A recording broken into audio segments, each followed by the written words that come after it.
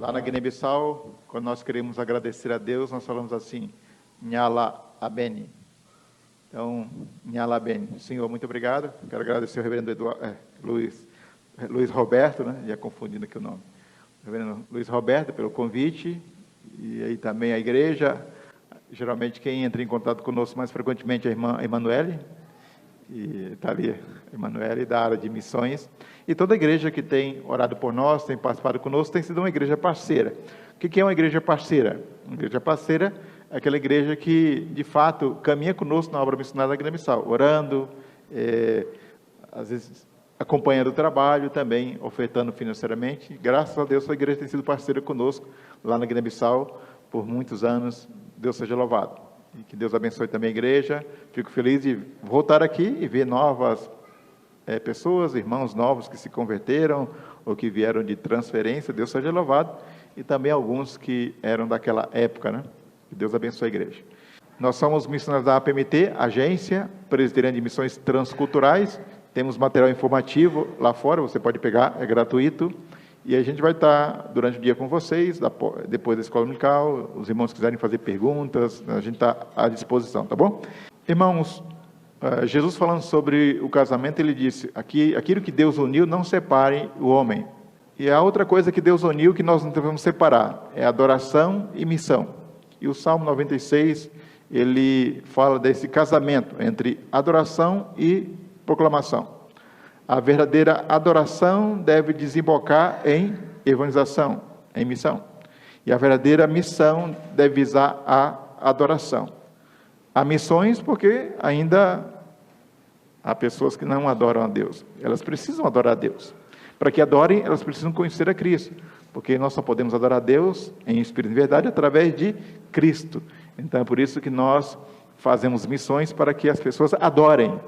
E a razão maior sempre é a adoração ao Senhor, como foi lido aqui, cantado, e nós vamos continuar falando sobre esse tema. Salmo de número 96, os irmãos talvez estão perguntando, cadê a Sara e o Timóteo? Os nossos filhos, a Sara já tem 23, o Timóteo tem 19, já estudam e trabalham em São Paulo, já tem suas caminhadas aí, e já não acompanham mais os pais, né? Da outra vez eles estiveram conosco, mas graças a Deus eles estão em São Paulo, estudando e trabalhando. Agora em outubro, vamos retornar, eu e a Maria, e eles ficarão aqui em São Paulo. Orem por nós e por eles. E a Sara frequenta a Igreja Presbiteriana de Gileade, funciona dentro do Mackenzie. O Timóteo frequenta a Igreja Presbiteriana Unida de São Paulo, lá também perto do Mackenzie, do pastor Hoster. Então, esse é um pouco da nossa família. Salmo de número 96, nós vamos fazer a leitura alternada deste salmo. E também já soube que os irmãos estão estudando o livro de Salmos pela manhã, e aí eu vou pregar. Eu não vou precisar nem fazer uma introdução muito longa, porque certamente os irmãos já sabem um pouco do contexto do livro de Salmos. Vamos fazer a leitura alternada, Salmo de número 96. Cantai ao Senhor um cântico novo, cantai ao Senhor todas as terras. Cantai ao Senhor, bendigam o seu nome, proclamem a sua salvação, dia após dia. Então os irmãos estão percebendo aí verbos de adoração, cantai, bendizei, e verbos de proclamação, anunciai, dizei. Anunciai entre as nações a sua glória, entre todos os povos as suas maravilhas.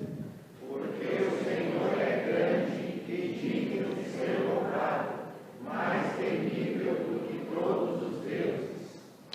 Porque todos os deuses dos povos não passam de ídolos, o Senhor, porém, fez os céus.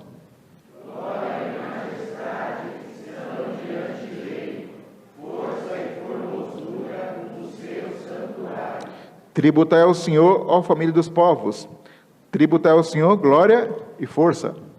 Deem ao Senhor a glória devida ao seu nome, tragam ofertas e entrem nos seus atos. Adorai o Senhor na beleza da sua santidade, tremei diante dele todas as terras. Digam entre as nações, reina o Senhor, ele criou o mundo para que não se abale, e julga os povos com justiça. Então o 9 fala de adoração, adorai, o 10 é dizer, anunciai entre as nações. Alegrem-se os céus e a terra exulte, ruja o mar e a sua plenitude. Alegre-se o campo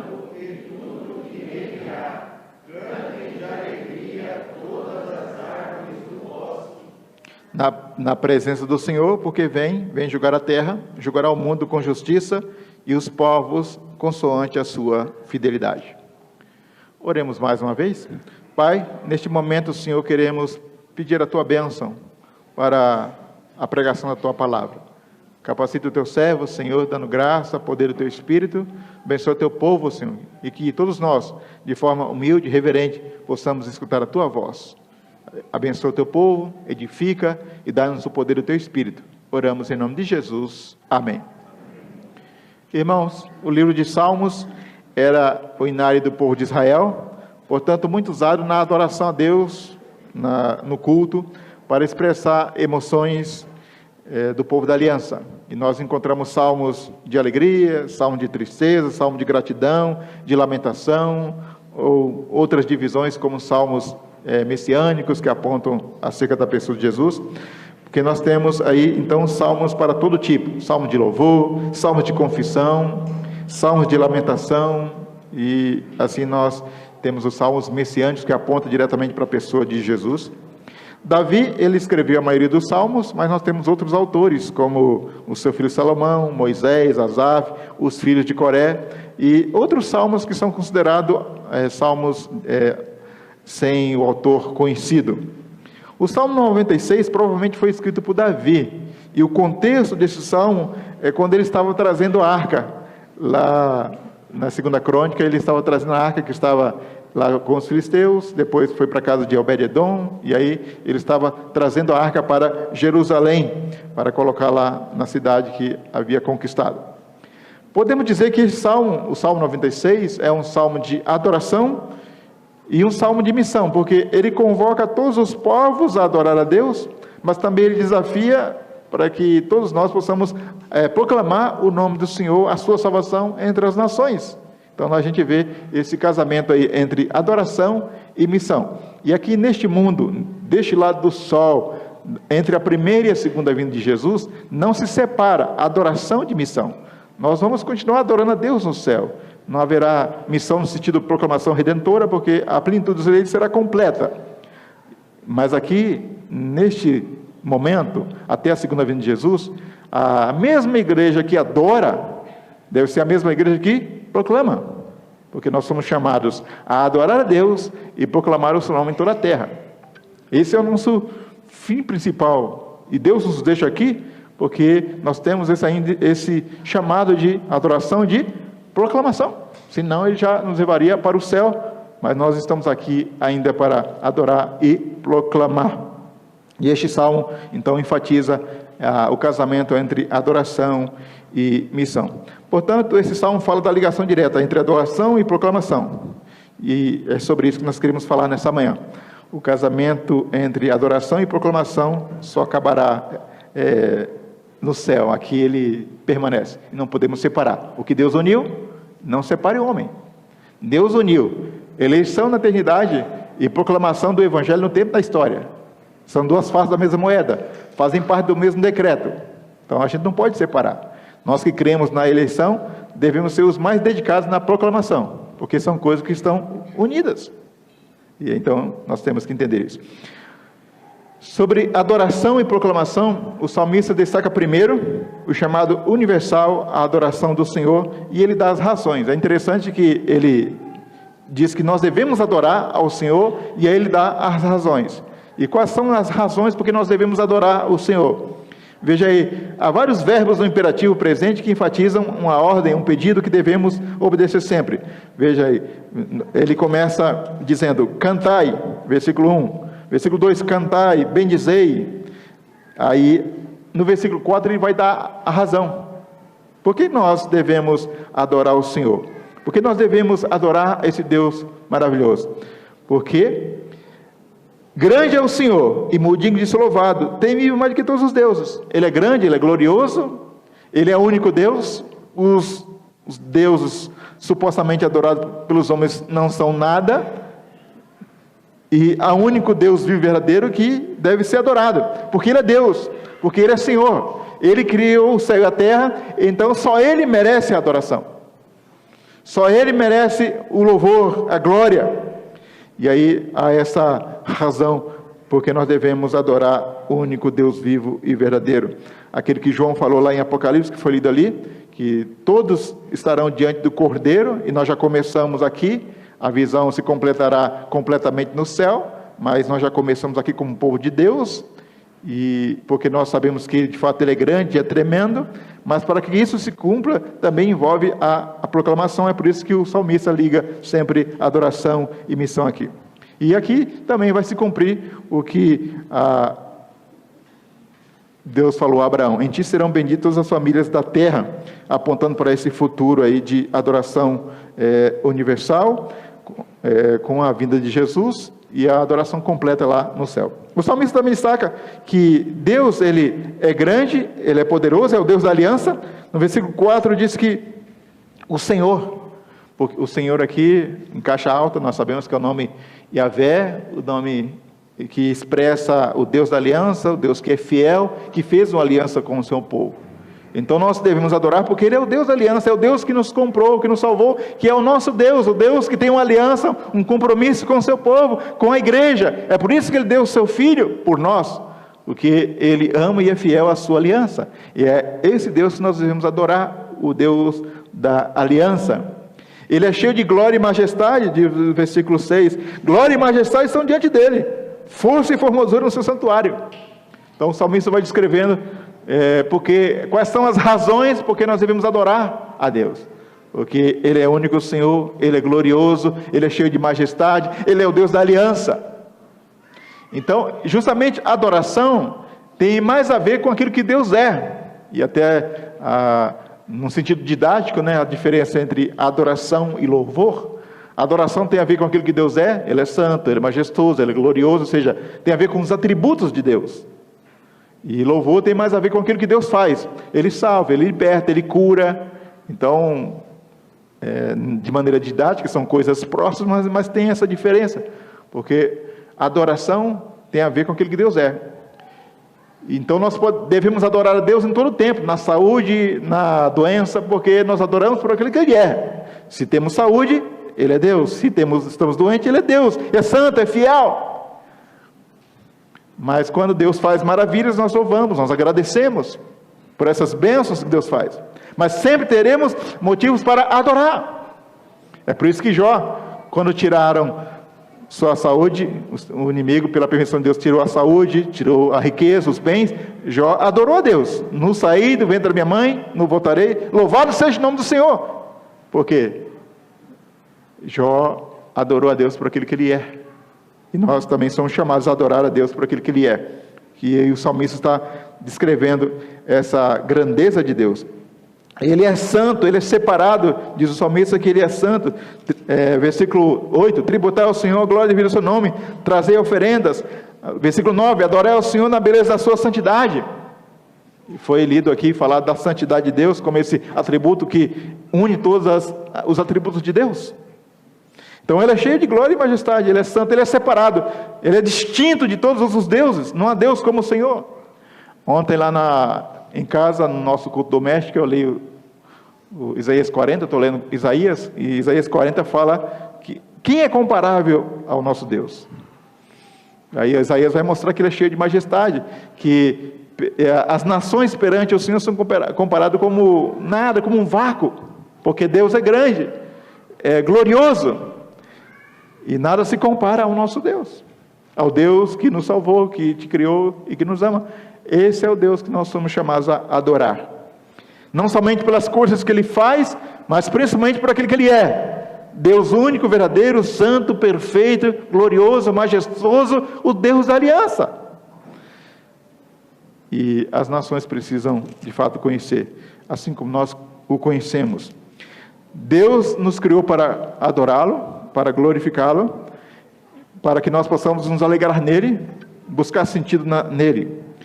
O homem é um ser adorador, irmãos. O homem é um ser religioso, é um ser adorador. Se ele não adora o Deus verdadeiro, ele vai adorar qualquer outra coisa. E tudo aquilo que toma o lugar de Deus no coração do homem se torna um ídolo. E o ser humano sempre busca coisas para adorar. Como dizia o nosso teólogo do passado, o coração do homem é uma fábrica de ídolos, né?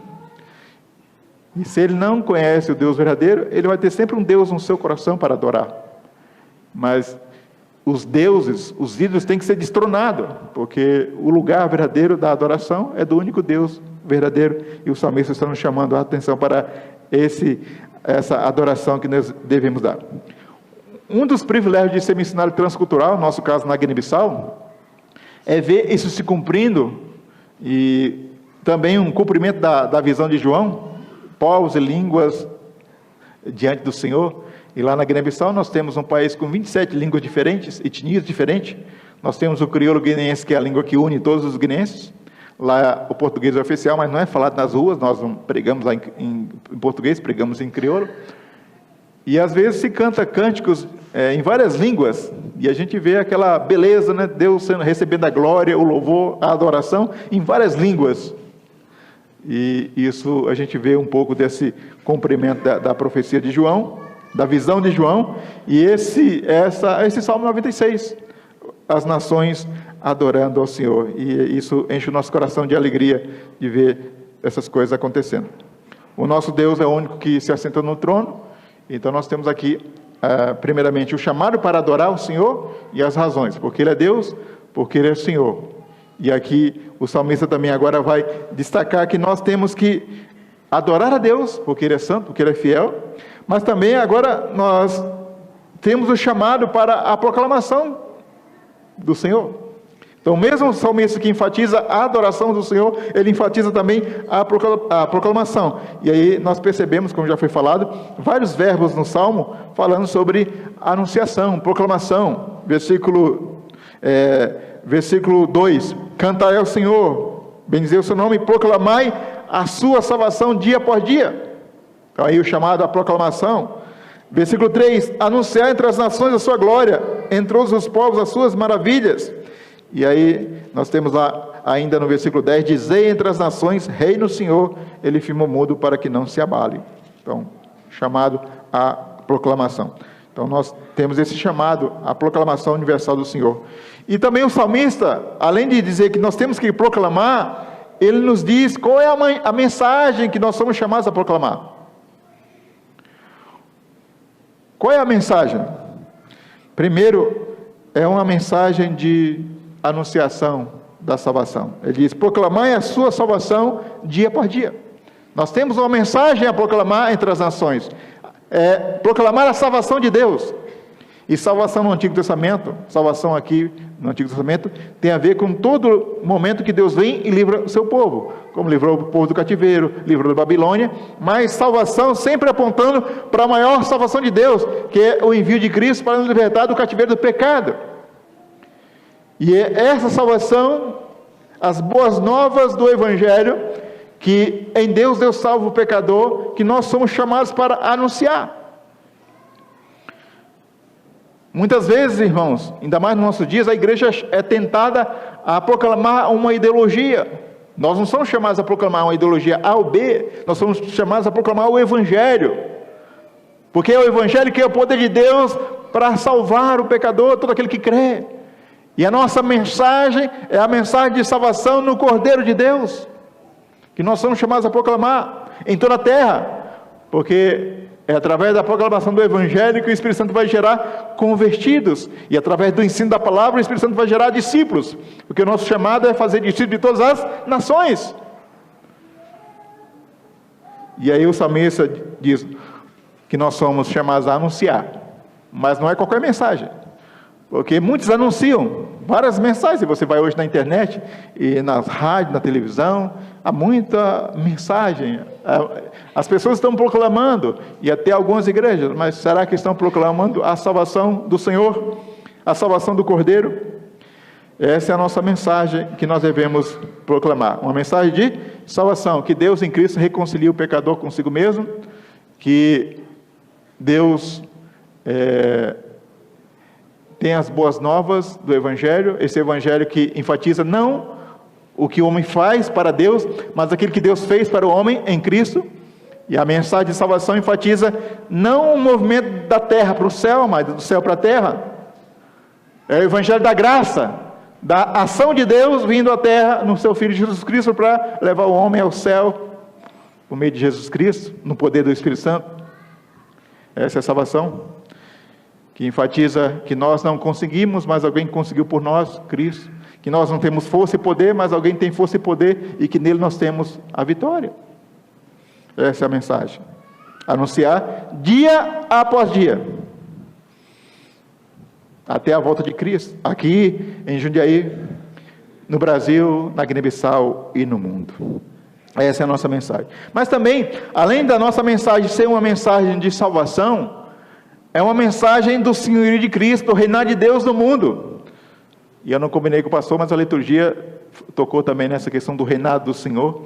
Veja que o salmista, versículo 10, qual é a mensagem? Além de uma mensagem de salvação, é uma mensagem do reinado de Jesus. Versículo 10, diz: entre as nações reina o Senhor. Porque nós não podemos desassociar o Jesus Salvador do Jesus Senhor. O Jesus que veio para salvar e perdoar os nossos pecados, do Jesus que veio para reinar e ser Senhor do céu e da terra, daquele que reina. Então Jesus, Ele morreu, estou para ser Senhor, para receber adoração, para reinar na nossa vida, na vida das nações. Ele não é somente aquele que perdoa os nossos pecados, que nos reconcilia com Deus, que nos cura, que nos abençoa, que é o nosso bom pastor. Ele é tudo isso, mas Ele é Senhor também. Ele reina. E aquele que crê nele, não apenas tem o perdão, mas entende que deve se submeter a Ele e a seus ensinos, porque agora vai ser um discípulo dele. Porque muitas vezes as pessoas querem aquilo que Jesus veio oferecer: perdão, salvação, companhia, mas às vezes não está muito interessado em se submeter aos ensinos de Jesus. E não existe um Jesus Salvador sem ser Senhor. Ele salva, mas Ele reina. Então agora, aquele que crê em Jesus não tem mais vida, porque ele morre para que Jesus viva nele. Já não sou eu que vivo, mas Cristo vive em mim, diz Paulo. Então o verdadeiro discípulo de Jesus entende que já não é ele que vive, mas Cristo vive nele. Então não basta chegar na Guiné-Bissau e dizer: estou proclamando um Jesus que salva, que liberta você da idolatria, da feitiçaria. Ele faz isso, mas também Ele quer reinar na sua vida. Você que se submetia à escravidão dos ídolos, dos demônios, agora você vai se submeter a Cristo. Você vai ser escravo agora, mas é uma escravidão que te liberta. Porque nesse mundo de todo mundo quer ser livre, né? E às vezes não entende que o cristão não é livre. Ele tem um Senhor, mas sendo escravo de Cristo, de fato ele tem a verdadeira liberdade, né? Ele é liberto dele mesmo, liberto dos pecados, do domínio de Satanás, para o domínio de Cristo, que é um domínio justo, amoroso, um domínio que de fato nos conduz à vida. E é esse reinado do Senhor que nós somos chamados a proclamar em toda a terra. O Evangelho é o Evangelho que leva as pessoas, de fato, à conversão a Cristo, mas também ao senhorio dele. E o trabalho de discipulado, de fazer discípulos, leva uma vida, né? Porque se você chegar na Guiné-Bissau, principalmente se você for numa aldeia, lá na Guiné-Bissau, e pregar, e dizer: quem quer entregar sua vida para Jesus, quem quer aceitar Jesus, provavelmente toda a aldeia vai aceitar, vai dizer: eu quero. A maioria não vai entender, a maioria talvez está pensando assim: não, esse branco aí vai trazer uma escola, um poço, arroz para a nossa aldeia, então vamos aceitar, porque vai ter muito benefício. Só está falando de bênção, né? Perdão, e não, eu quero. Mas aí o discipulado, o ensino, para que eles entendam que Jesus é o Senhor que reina, e isso demora tempo. Então, se você quiser batizar aí pessoas todo mês, vai ter gente, mas será que eles entenderam o senhorio de Cristo? Será que eles entenderam o que é ser um discípulo de Jesus? Então, o evangelismo, o discipulado e a plantação da igreja sempre caminham juntos, porque nós proclamamos Jesus como Senhor, como aquele que reina na nossa vida e na vida das pessoas. Então essa é a nossa mensagem, uma mensagem de salvação, mas também do reinado de Jesus na vida daqueles que se submetem a Ele. E agora, deixam de viver para que Cristo viva a vida deles, para que Cristo reine, seja o Senhor, na minha, na sua e na vida daqueles que creem no Senhor Jesus. Mas também essa mensagem que nós somos chamados a proclamar em todo mundo, é uma mensagem de salvação, é uma mensagem do reinado de Jesus, mas também é uma mensagem que envolve juízo, né? Envolve a justiça de Deus. Versículo 13, diz aí: na presença do Senhor, porque vem julgar a terra, julgará o mundo com justiça e os povos consoante a sua fidelidade. Há um dia final, há um dia do juízo, que nós temos que alertar também as pessoas, e não podemos desassociar o Evangelho, a pessoa de Cristo, do juízo final, porque aqueles que não se submetem a Cristo, aqueles que não se submetem ao seu reinado, de fato, enfrentarão o dia do juízo. Todos nós enfrentaremos o dia do juízo, mas nós que temos Cristo, estamos debaixo, cobertos pela justiça de Cristo. Todos comparecerão diante de Deus naquele dia, e aquele que não estiver coberto com a justiça de Cristo, experimentará a justiça de Deus, porque não haverá alguém para livrá-lo. E a Bíblia diz que quem não tem Cristo está debaixo da ira de Deus, porque Deus é um Deus amoroso, santo, mas um Deus também que manifesta a sua justiça, a sua ira, condenando pecadores, porque qual que é o salário do pecado? É a morte, e todos nós merecemos a morte. Em Cristo nós somos tirados da morte para a vida, mas aqueles que não têm a justiça de Cristo, não têm onde se segurar, vai ter que enfrentar as consequências naturais do seu pecado, que é a morte, que é a condenação. O Evangelho também tem essa implicação da justiça de Deus, que hoje, muitas vezes a gente omite, né? Falar de ira de Deus, justiça, condenação, inferno. Não, isso aí, nós somos pregadores do amor, somos. Deus é um Deus de amor. Mas na cruz, lá é manifestada a graça, o amor, a justiça, a santidade, tudo está sendo manifestado lá na cruz do Calvário. Diz o texto lá no Antigo Testamento que até a justiça, o amor, lá se abraçam, né?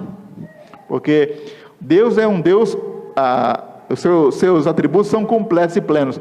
Ao exercer misericórdia, Ele não deixa de ser justo. Por quê? Ele está punindo. O pecado foi punido na pessoa de Cristo, então Ele foi justo lá na cruz, puniu o pecado na pessoa de Cristo. Ele foi amoroso, misericordioso, porque nós recebemos o que não merecíamos. Então nenhum atributo de Deus foi comprometido,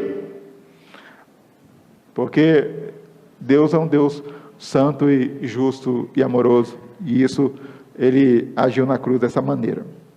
E então há essa mensagem também, nós temos que advertir as pessoas, advertir aqueles que vivem num pecado que não querem se arrepender. É claro que a gente não pode chegar como primeira pregação e somente assustando, né? Se você não se converter, vai para o inferno, porque as pessoas já estão caminhando nisso. A gente tem que alertar para que as pessoas saiam, né? Então nós somos pregadores do céu, né? Anunciar que de fato em Cristo há boas novas, a salvação.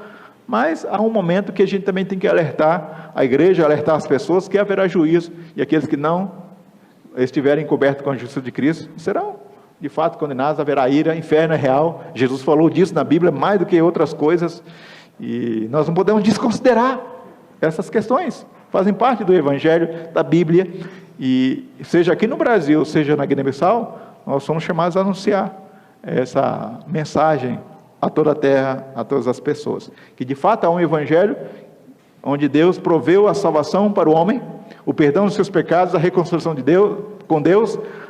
Também é preciso discipular essas pessoas para que elas entendam que são chamadas para serem discípulos, não apenas para desfrutar das bênçãos de Deus, mas viver com responsabilidade diante dessas bênçãos, se submetendo ao senhorio de Cristo, e que de Deus não se zomba. Que o homem planta, colherá. Então é preciso buscar sempre estar debaixo da justiça de Deus em Cristo, porque nenhuma condenação há para aqueles que estão em Cristo Jesus. Então, nenhuma condenação há para aqueles que estão em Cristo Jesus. Quem não está em Cristo Jesus, então tem que entender que haverá consequências sérias naquele dia, porque Deus é santo, Deus é justo. Irmãos, nós, para encerrar, nós podemos dizer o seguinte: eu quero continuar aqui, levando ao Novo Testamento, pensando numa mulher, a mulher samaritana, para aplicar e também fazer a ponte cristocêntrica da nossa mensagem, porque o Antigo, os Salmos apontam para Jesus. E no Novo Testamento, quem nos ajuda a entender essas verdades aquela passagem quando Jesus se encontra com a mulher samaritana lá no poço de Sicar. Diz o texto que era necessário Jesus passar ali. Ele ia para Galileia, normalmente o caminho era outro, mas ele resolveu passar lá para Samaria, e lá ele encontrou a mulher samaritana, era propósito de Deus. E naquela conversa com aquela mulher, que a Bíblia não diz nem seu nome, mas de certa forma todos nós nos representamos nela, né, porque éramos pecadores, carentes da graça de Deus, e Jesus nos encontrou. Não foi nós que encontramos Jesus, ele nos encontrou, né, porque nós estávamos perdidos. Não era Jesus, ele nos encontrou e encontrou a mulher samaritana. Então aquela mulher, quando ela entendeu que Jesus Cristo era o Messias, ela entendeu que ela era pecadora e Jesus era o Messias, o único que poderia perdoar. Diz o texto que ela se prostrou em adoração e adorou o Messias. Só que ela não ficou prostrada na sua adoração, ela se levantou e foi proclamar. E aí ela foi proclamar para os samaritanos, seus compatriotas. E é interessante a pregação dela. Vem ver, talvez aquele homem eu conhecia, talvez ele seja o Messias. Todos vocês, tanto judeus como samaritanos, esperam o Messias. Às vezes não tem a ideia do Messias bíblico. Talvez vocês esperam um libertador militar, ou apenas um grande profeta, mas agora eu entendi, porque ela tinha seus desvios teológicos, os samaritanos tinham aquele desvio, reconhecia somente o Antigo Testamento, o Pentateuco como palavra de Deus, e havia um sincretismo lá, tanto racial como religioso, e então havia algumas incoerências teológicas entre os samaritanos, mas agora ela entendeu que Jesus era o Messias prometido. Os samaritanos e judeus esperavam o Messias. Ela falou, aquele que vocês esperam, talvez agora é aquele que eu conheci, vamos lá ver. Então ela não fez um arrazoado teológico, ela não expôs todos os pontos da doutrina, mas era a experiência dela. Vem ver, talvez ele seja o Messias. E os samaritanos foram, e quando encontraram com Jesus e começaram a ver e ouvir as palavras de Jesus, eles disseram, verdadeiramente tu és o Filho de Deus. Agora nós conhecemos e cremos, não somente pelo testemunho dessa mulher, mas porque nós cremos, nós estamos vendo que tu és verdadeiramente o Filho de Deus, o Messias, e nós também nos prostramos diante de ti e adoramos. E aquela mulher foi considerada aí a primeira missionária do Novo Testamento. Veja, alguém que adorou e proclamou, que se prostrou em adoração e se levantou para testemunhar, para anunciar, para proclamar a salvação que ela tinha experimentado. E continua assim hoje, irmãos. Nós que, como igreja, que experimentamos essa tão grande salvação na pessoa do Jesus Cristo, nós também devemos compartilhar para os nossos amigos, irmãos, familiares. E creio que a maioria de vocês estão aqui porque alguém compartilhou a salvação com vocês. Seja um pai, uma mãe, um irmão, um amigo. A maioria de vocês não estão aqui porque ouviram pregar, até Deus usa a internet, Deus usa rádio, mas a maioria de vocês aqui estão aqui por alguém, diretamente por alguém, que é o que mais funciona, né? O testemunho de alguém, de um amigo, de um familiar, trazendo outra pessoa, discípulo fazendo discípulo. Deus usa, e a gente tem que aproveitar as mídias sociais. Tem muitos pregadores, bons pregadores na mídia social, na internet, Deus tem usado, mas ainda o trabalho mais forte de proclamação tem a ver com tete a tete, né, o evangelismo pessoal, você convidando alguém, como propôs Simon, né, naquela estratégia para evangelizar o Brasil, cada crente uma testemunha, convidando pessoas para o culto, e ainda é a estratégia de Deus que mais na prática funciona, né? E espero que eu e você, que essa igreja, de fato, continue sendo essa igreja, que adora a Deus e que proclama o nome dEle. Cada crente, uma testemunha, convidando pessoas. E em outros lugares, onde nós somos chamados para adorar e proclamar, que a igreja continue orando e enviando missionários, como tem feito, sendo parceira de missionários. porque nós somos chamados para adorar e proclamar o nome do Senhor em toda a terra. Mas como não podemos estar aqui em outros lugares ao mesmo tempo, então nós enviamos missionários, oramos por eles, apoiamos seus trabalhos, para que a igreja também possa cumprir esse chamado universal de adoração e de proclamação. E que essa igreja, então, possa continuar sendo essa igreja adoradora e proclamadora do nome do Senhor, onde ela está, e além das quatro paredes da sua igreja, da sua cidade, na Guiné-Bissau e em outros lugares, através dos seus missionários como nós e outros que a igreja tem parceria em nome de Jesus.